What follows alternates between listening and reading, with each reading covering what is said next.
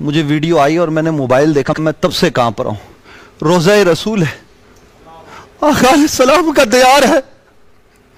قرآن نے کہا فضل زبان صاحب فیصل قریشی لا الہ الا اللہ محمد رسول اللہ۔ میں تڑپ کر رہ گیا، ہم کیا کر رہے ہیں؟ قرآن کہتا ہے یا ایھا الذین آمنوا لا ترفعوا اصواتکم فوق صوت النبی ولا تجہروا لہ بالقول کجہر بعضکم لبعض ان تحبط اعمالکم وانتم لا تشعرون۔ ہم اس روضہ رسول پر آوازیں دے رہے ہیں، ہم چور اور ڈاکو کی آوازیں دے رہے ہیں۔ کیا آپ اپنی سیاست کو اس ملک میں نہیں کر سکتے؟ مکین گنبد خضرا کے سامنے جہاں ہمارے بزرگوں نے اپنی پلکوں سے جھاڑو دیا ہے، اس آقا کی بارگاہ کی بے حرمتی کی گئی ہے۔ آپ ذرا وہ ویڈیو دیکھیں، آپ کا کلیجہ باہر آئے گا۔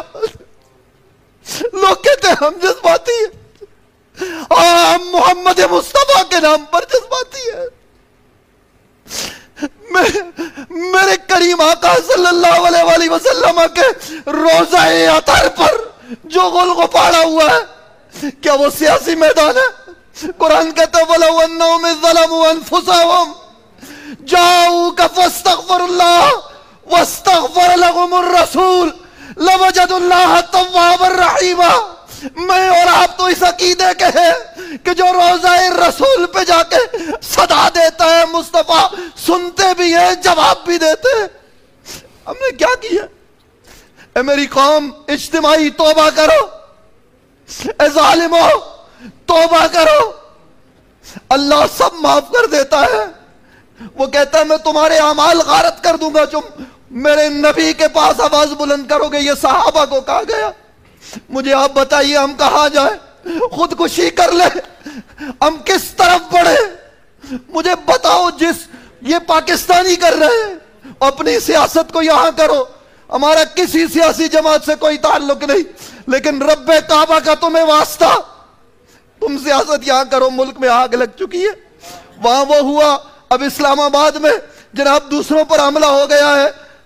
روضہ رسول کی بے حرمتی ہوگی تو پھر کسی کی عزت نہیں ہوگی۔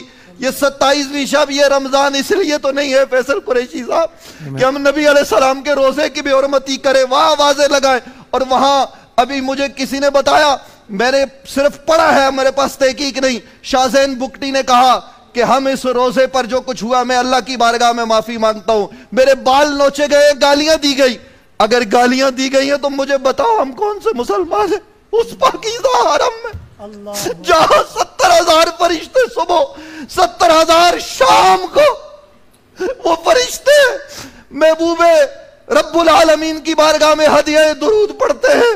آج ہم محفل نعت بول میں سجا کے بیٹھے، ہم بول کے پلیٹ فارم سے ان حضرات سے کہتے ہیں توبہ کرو ورنہ عذاب الہی سے بچو۔ یہ کیا کر رہے ہیں ہم؟ کس سمت جا رہے ہیں؟ مجھے حضرت آپ بتائیے، فیصل قریشی صاحب آپ فرمائیے اس ملک میں کیا ہو رہا ہے؟ میری گزارش ہے پاکستان کی تمام سیاسی جماعتوں سے کہ روضہ رسول کی بے حرمتی کرنے والوں کو نہیں چھوڑا جائے گا۔ اگر ہم کچھ نہ کر سکے تو پروردگار انہیں نیست و نابود کر دے گا۔ آج 27ویں شب، اس شب یہ ملک بنا ہے۔